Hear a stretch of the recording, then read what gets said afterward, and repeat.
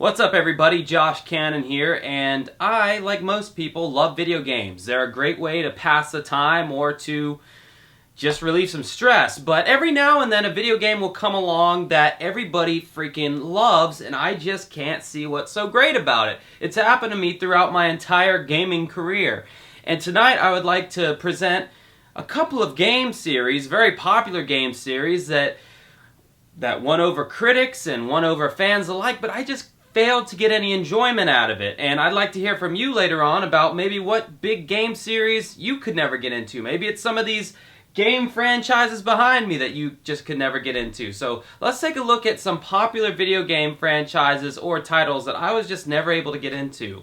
This is Dancing with Ghosts.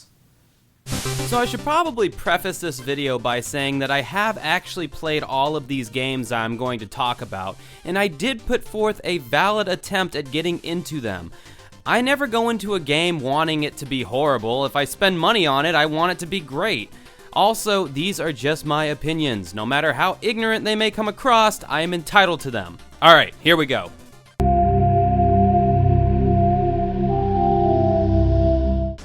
It probably didn't help that the first Mass Effect game I ever played was the third one on the Wii U, but since I'm not really a story-driven kind of gamer, I figured that shouldn't matter. But holy shit, the amount of backstory you have to sit through before you even play the game is astounding. How this didn't turn everyone off is beyond me. It's like 20 minutes of fucking backstory. If I wanted to watch a movie, I would watch a damn movie. I want to play a game. When I finally got to the gameplay, it felt slow and meandering. On top of that, there are a lot of RPG elements in the game where you have to go and talk to every single person in a particular area, and this has always felt like a huge chore for me personally in any RPG. I get this weird OCD where I feel like I have to talk to everyone or I'll miss something. I then tried out Mass Effect 2 because I heard it was way more action-oriented, and it was a little better, but for whatever reason, the series just never did anything for me.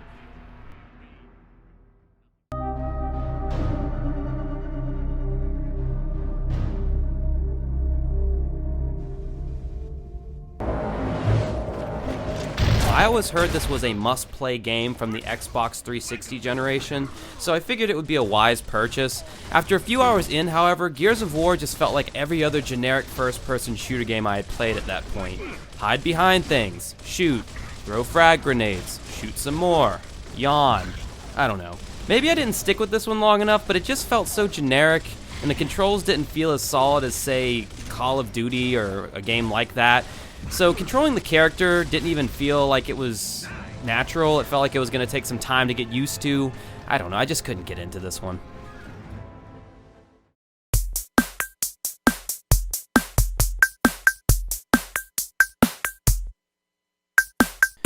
Oh god, I know this is going to be sacrilege to everyone watching, but I honestly don't give a rat's ass about making my own Mario levels or playing some rando's Mario levels online.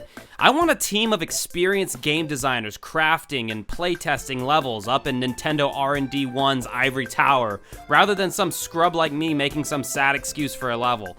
It probably doesn't help that I'm not a huge Mario fan to begin with, but I just could not care less about this game. I've also heard the levels you upload online can get lost or deleted, which would be the ultimate kick in the nuts after spending hours crafting a level. I think I might enjoy Mario Maker 2 because at least in that game there is a single player campaign that you can do, but yet again I gotta say I just couldn't get into this one.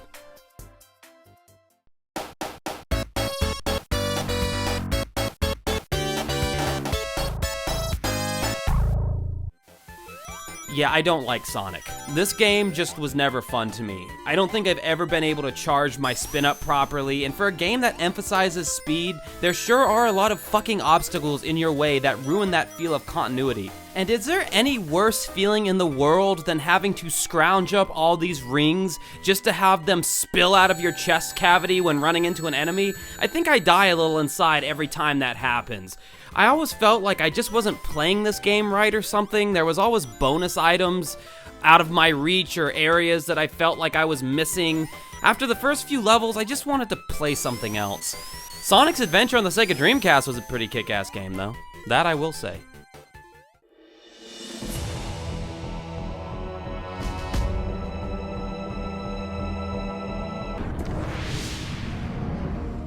Alright, if you haven't clicked off this video yet, you either agree with me or you're a glutton for punishment. Metal Gear Solid is one of those holy grail games that you're just not allowed to say anything bad about, but I could not understand the fucking controls on Metal Gear Solid Twin Snakes. And that was my first introduction to this series, and I just kept dying in the very first scene of the game.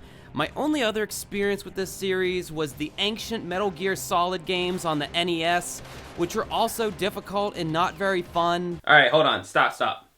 Before we go any further, these are my opinions. Just remember that, and I'm entitled to them. Okay, proceed.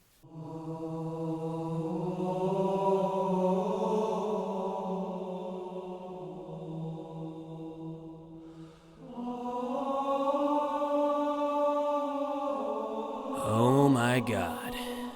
The amount of casual gamers that all of a sudden acted like they loved video games when this game came out. It was astonishing. I've been playing games ever since I was in diapers in the late 80s, and believe it or not, you used to be picked on if you identified yourself as a gamer. So when fucking Halo came out and all the jocks were going around saying that this was the best game that's ever existed, I gotta admit, I was a little butthurt towards the series. Halo, to me, has and always will be a lackluster, uninspiring first-person shooter. When this game first came out, the amount of people who acted like this was the first ever game of its kind just made me want to rip my hair out. So many games came before Halo that were better than Halo, and many games came after it that were better as well. The game is okay.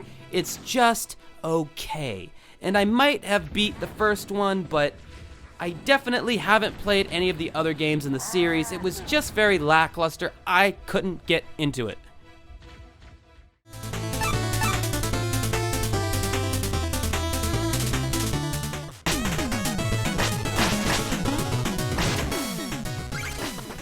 Fuck this game, man. I love indie developers, and I love the fact that they are keeping the 2D platforming spirit alive, but this game made me rage quit. It is difficult. I could not get past even the earliest part in the game, and I gave up. I don't know if there are eventually checkpoints, but I never got to one. Every time I would die, I had to go back to the very beginning.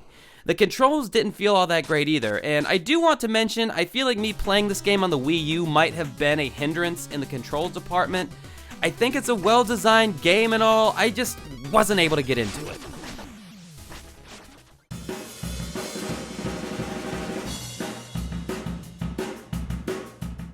Okay, I really gave this game a fair chance because it was a new Nintendo IP and I heard nothing but good things about this series. After putting a few hours into the game, however, I just couldn't get into it for several reasons. First, that town square area is confusing to me and not very intuitive in telling you where to go to continue a single-player mission. This must sound like your grandfather is doing this video right now, but I could not find where the damn single-player part was. That to me is a big fucking problem in game design right there. If I can't find the little portal or whatever that I'm supposed to use to get to the actual game, that's a huge strike against said game. Second, when I did finally manage to figure out how to play the damn game, the single-player campaign was uninspiring to say the least. Not to mention, you're essentially playing a first-person shooter, but killing quote-unquote enemies with paint instead of bullets. I don't know, it just seemed like Nintendo's cutesy way of skirting around excessive violence. The ability to swim through your paint as the squid was probably the most interesting feature in this game, but ultimately I feel like this game was designed to be more of an online multiplayer game more than anything else. I heard in the second Splatoon they beefed up the single-player campaign, but they already lost me with the first game. I just couldn't get into it. Well, those are just some of the game franchises that I was just, for whatever reason, never able to get into. Now, after watching this video, you might be thinking, dude, you really suck at video games, or you're some kind of filthy casual, but I mean, I just couldn't get a feel for these games' controls, or it just wasn't holding my interest. And I feel like a good game should give you some sort of feel, or give you some sort, it should feel right in your hands as soon as you start playing it. You should the control should be kind of intuitive, and it should only take you a few minutes to get acquainted with the game.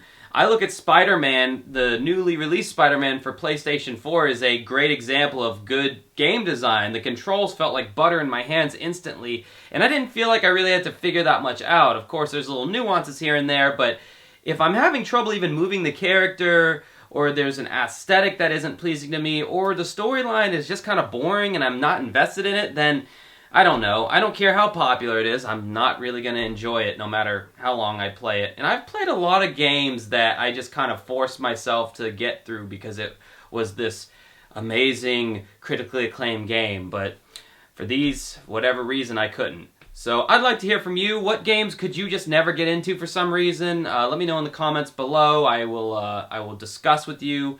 If I disagree with your decision, I will argue with you and possibly insult you. But until next time, have a good rest of your night.